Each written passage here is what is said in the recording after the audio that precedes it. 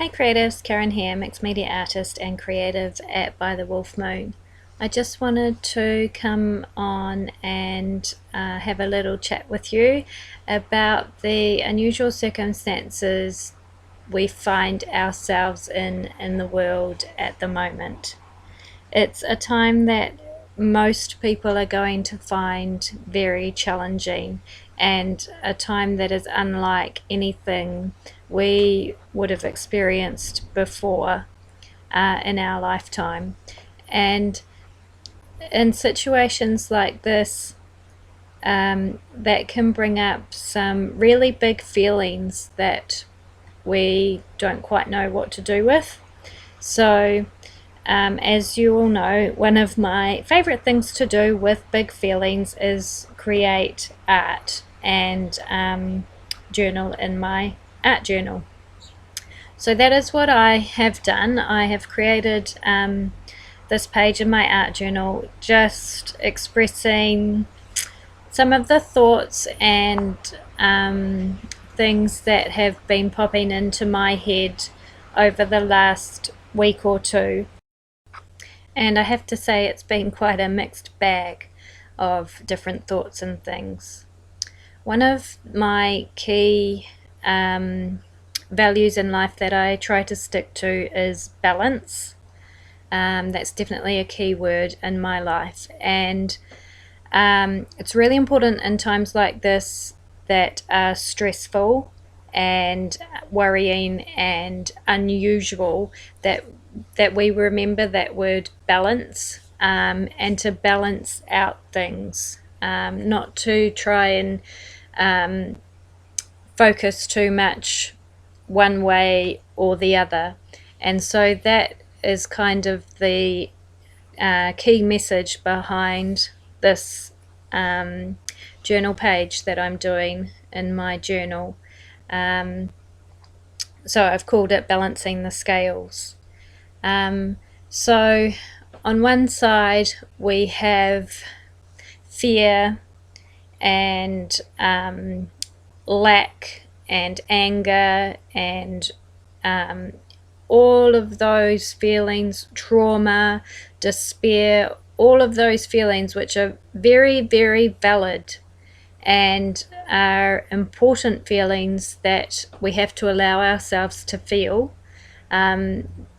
That's a very important point to take note of. We have these feelings for a reason, and it is important that we don't ignore them. We have to allow ourselves to feel them.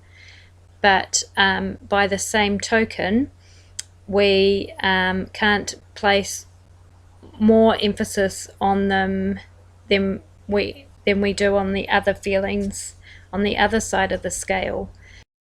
Because if we do, the world becomes a very, very scary and dark place to live in. So my key message behind this piece is balance.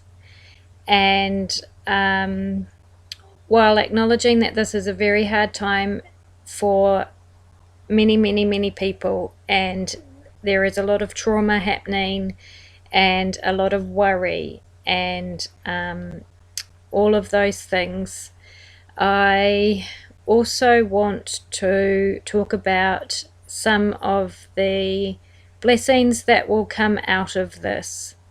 One of the main messages that I have been getting when I connect with Source in each morning is that it is now time for Mother Earth to take a moment and breathe, and just like we need time for self-care, I think this is definitely a time for Mother Earth to have a moment of self-care. While we are all paused and demanding less of her resources at this time, she will be renewing and regenerating. And that is definitely a good thing for all of us, because we all know that when our carers take a moment to care for themselves, then they can care for us better. Hopefully that makes sense. So that's one of the key messages that I've been getting for this time, is really Mother Earth needing a moment to do some self-care. And it is also a really, really good time for us to take a moment and practice some self-care. It's a time when we can really reflect on what is important in our lives, what we need in our lives, who we need in our lives, what we really need to sustain us. So all of those things are things that we are not going to be able to avoid thinking about over the next little while many of us are in self-isolation. This is really a time to create new habits, to create new thinking patterns, to create a new way of life, to realize that we are survivors and that we can survive with what we have, and we can find ways to be happy where we are right now with what we have.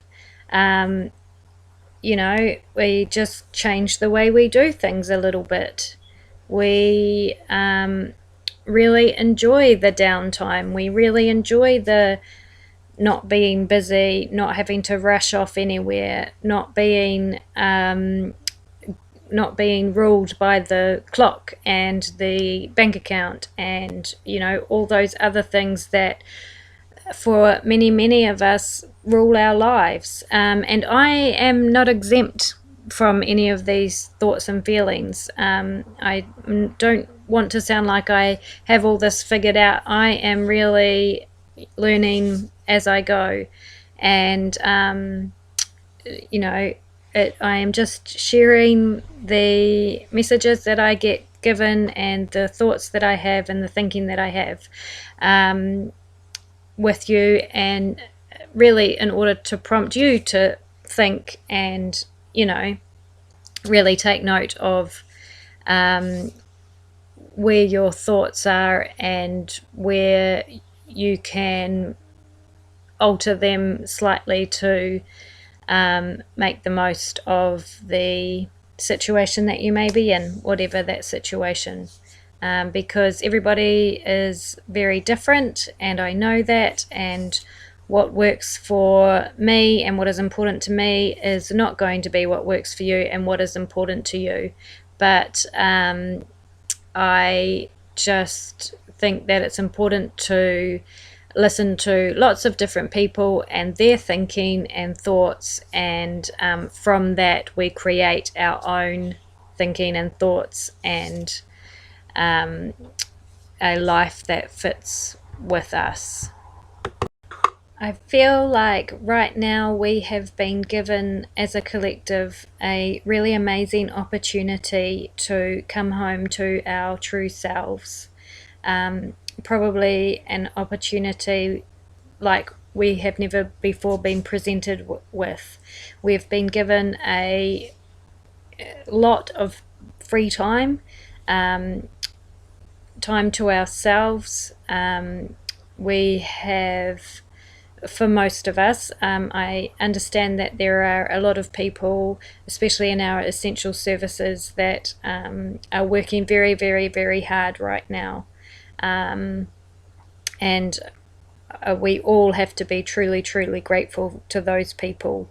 They are putting their own lives on the line to help keep us all safe.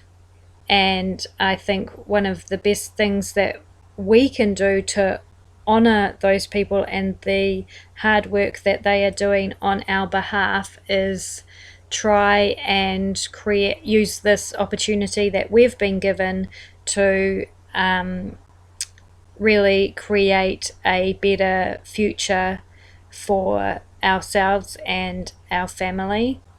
And so I feel like this is a really great opportunity that we've been given to come home to our true selves a heck of a lot faster than we might have done otherwise.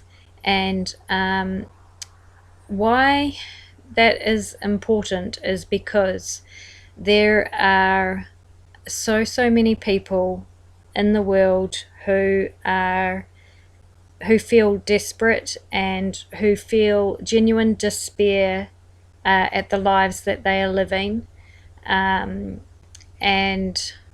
it's really quite heartbreaking. So the importance of understanding our true selves and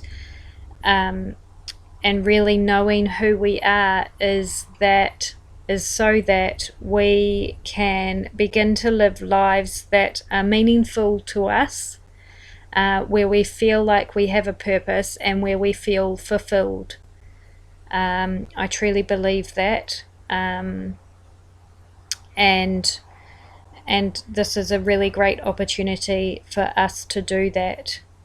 We have quiet time, we have our schedules are much lighter at the moment for many people, and a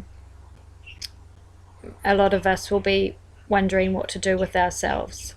And so this is a great opportunity to really spend some time with ourselves and ask some hard questions of ourselves with regards to what we want to feel for the rest of our lives, and what we need to fill our day-to-day lives with in order to feel blessed and happy, as a general rule. The easiest way for us to start the journey back home to our authentic selves is to simply take notice. So to take notice of the things that upset us, to take notice of the feelings that we are having, and to in that moment or shortly after we notice those feelings that we're having, to sit with it, acknowledge it, and to understand why we have felt that feeling. So as an example, if your partner or the person that you are in the person in your household that you are in isolation with, if something has happened and you are feeling angry in the moment, just be angry in the moment, and then acknowledge that you're angry and sit with yourself and think about why you're angry, why you are feeling what you're feeling, as a reaction to what the circumstance that has happened, and really kind of break it down. That's kind of the first step to coming home to your authentic self and understanding what it is you want from life, and what feelings you want to feel, and what you need to feel fulfilled. Part of living in a time poor society is that we don't have the time to sit with our feelings and break them down and think about why we're reacting the way we are. So this is a great opportunity for us to do that, and it will give us a chance to understand our thought processes, the things that we react to, and why we react to them and how we need to change. And in most cases, the biggest way we need to change is in offering ourselves compassion for having the feelings that we're feeling. Because in many instances, we not only feel the feeling, we then also feel guilt or anger at ourselves for having the feeling in the first place. So it's kind of like a double-edged sword. I just want to quickly go back to breaking down feelings and a good way to be able to do that before I talk a bit more about compassion. So when you notice yourself being angry and because something has set you off, whatever that may be, whether it's something that someone else has done, whether it's something that you've seen on the news, whether, it could be anything, for whatever reason. So in my best tool for doing this for myself is to ask myself why, and to keep asking myself why until there are no further answers, until I am at the most simplest reason and there's no honestly no more why. So say for example your partner did something, loaded the dishwasher wrong, and you've told him 50 million times and you completely lose the plot.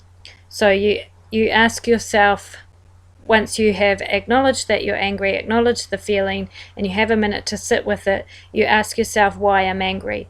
Well, the first answer to that question is, well, my partner loaded the dishwasher wrong. And then you continue and you say, why does your partner loading the dishwasher wrong make you angry? And the answer to that is, because I've told him 50 million times. And again, you ask, why does that make you angry? And you get to, because he doesn't listen to me. And so on and so on and so on until you come to the most raw reason of why this makes you angry. And maybe it's that it's as simple as you don't feel listened to or you don't feel heard. And now you get to one of your core values or core truths, which is to be heard. And so you've just come a little bit closer to knowing your authentic self. And you can use this for good emotions as well. It doesn't just have to be negative emotions.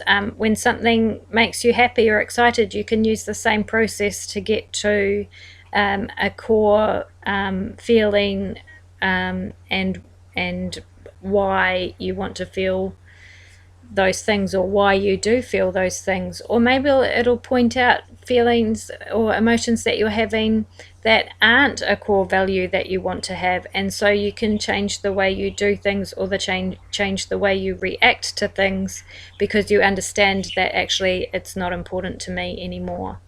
I really hope that makes some sort of sense. That's just a tool that I find really valuable to me in knowing and honouring my authentic self. And so now back to self-compassion and how I make it a little bit easier on myself to be compassionate to myself. So the easiest way for me to find some self-compassion is to think of myself as a lost and frightened child reacting to the environment around him, reacting out of fear, and so I treat myself or talk to myself as I would talk to that child, which is with a lot of love, very calmly, reassuring, a lot of reassurance. And so then I can talk to myself and understand that it is okay for me to have the feelings I am feeling. So one of the things that is really, really important to remember again is that the hard feelings are just as important to feel as the good feelings. It's not wrong and it's not bad to feel the feelings that are hard to deal with. In fact, it's completely necessary, because if we didn't know hatred, we wouldn't know love. If we didn't know fear, we wouldn't know courage. If we didn't know dark, we wouldn't know light. And that is where balance comes into life, and why balance is so important for us to remember. It's also important to remember that each individual person's balance will be different. So we have to remember not to be judgmental. At the end of the day, we are all completely unique and individual human beings, and while we may be living shared experiences throughout our lives, how we cope with those experiences and the feelings we have will be different for everyone. So it is important not to put our own judgments onto other people. This is definitely, coming home to your authentic self is definitely a very unique and individual experience that only you can do for yourself and only others can do for themselves. So if I can just go back to my art journal page now, this is going to serve as a really good reminder for me of which side of the scale I am spending more time and energy in. I know that for myself, I actually feel very safe and comfortable on the left-hand side of the scale, and amongst the chaos and destruction. That actually feels safe to me because I know it well, I think. And the other side of the scale, in the beautiful garden, can be a bit scary. So again, this is where judgment comes in and individuality is important. Where people feel safe is completely up to them, and people have to make their own decisions about how balanced their scale is and where they're spending most of their time. I think I will actually